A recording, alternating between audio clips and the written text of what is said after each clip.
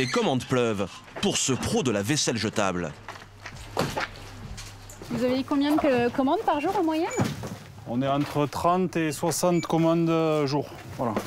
Et ça part où? On a surtout Paris en destination, Bordeaux.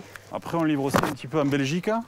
Avec la fin programmée du plastique dans la restauration, Impeccable, merci. le chiffre d'affaires de la PME ne cesse de grimper.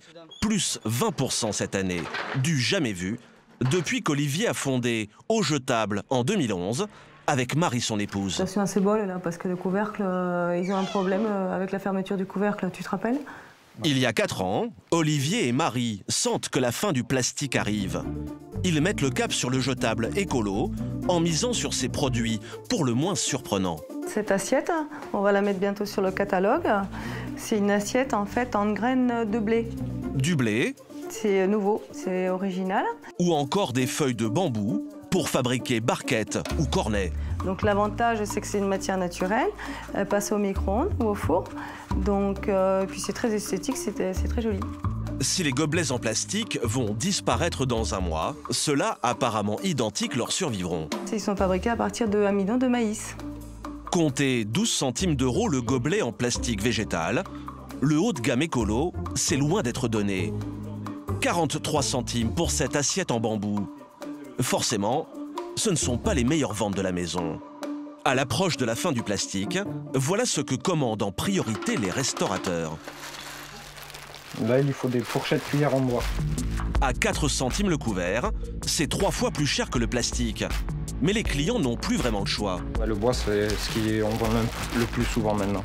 On vend toujours un peu de plastique, ce qui est normal, mais c'est fini. Ouais. Au rayon boisson, Olivier, lui, est en train d'assister à la fin d'une époque. Alors, voilà, pendant des années, le best-seller, c'était le meilleur rapport qualité-prix. C'était le gobelet classique, blanc ou transparent, en plastique. Ben, au niveau prix, c'est imbattable.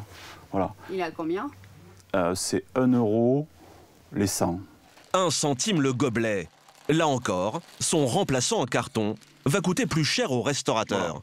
Voilà. Là, on va être plus sur 2 à 3 centimes, suivant la couleur qu'on choisit. Donc, la note, elle grimpe. L'an prochain, Olivier espère écouler 1 million de ses gobelets en carton et atteindre 1,5 million d'euros de chiffre d'affaires. Olivier et Marie, pour répondre à une demande qui ne cesse de croître, ont même dû embaucher 2 commerciaux comme Serge. C'est bon, j'ai tout pris. Ouais, j'ai tous les mails, parfait. Mais pas toujours facile pour lui de convaincre les clients d'abandonner leurs vieilles habitudes. Le plastique fait encore de la résistance.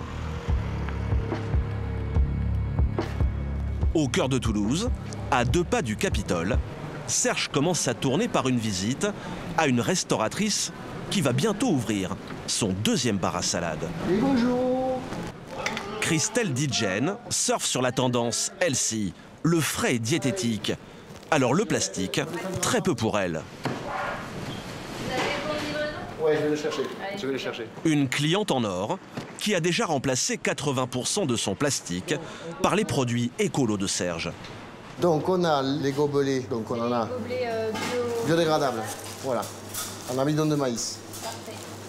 Les pots en carton Kraft, pots à soupe, les couvercles et les pots à pâte. Mais en bon commercial, Serge ne veut pas repartir sans avoir placé un nouveau produit à Christelle.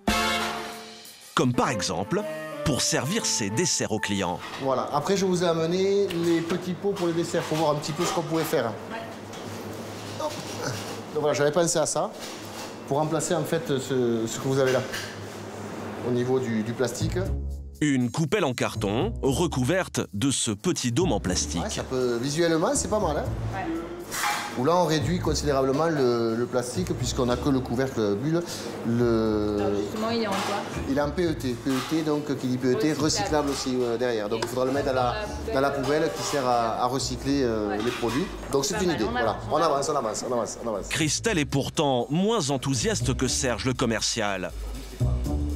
Cachés dans une boîte en carton, ces jolis desserts colorés passeront inaperçus. Tout ce qui a un coulis dessus, on va voir que le coulis et on ne sait pas ce qu'il y a en dessous. Donc on peut confondre par exemple la panna cotta purée de mangue avec une compote de mangue. Pour vendre ses douceurs, Christelle veut en mettre plein la vue à ses clients quand ils patientent devant la vitrine. Avec le carton, elle sait qu'elle perdrait des ventes. L'achat d'impulsion qui est « ça me donne trop envie, il faut que ce soit transparent, quoi. » Je vous promets que personne n'achète s'ils ne savent pas ce qu'ils mangent. Transparent, le plastique reste plus vendeur que le carton et surtout bien moins cher. Là, on doit être allé à 8-9 centimes peut-être. Ouais. Et là, on doit passer sur du 20 centimes.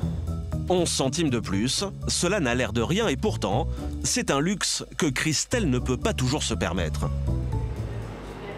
Aujourd'hui, les prix, on ne peut pas se permettre de les monter comme ça. Les gens font hyper attention à ce qu'ils dépensent. Et l'écologie, c'est pas encore ancré complètement. Enfin, il y en a encore beaucoup qui s'en moquent, quoi, ce qu'ils veulent, c'est venir manger une salade, un dessert, à un prix qui soit abordable. Proposer des matières plus écolo, sans augmenter les prix. En France, 40 000 points de vente tentent de résoudre cette délicate équation.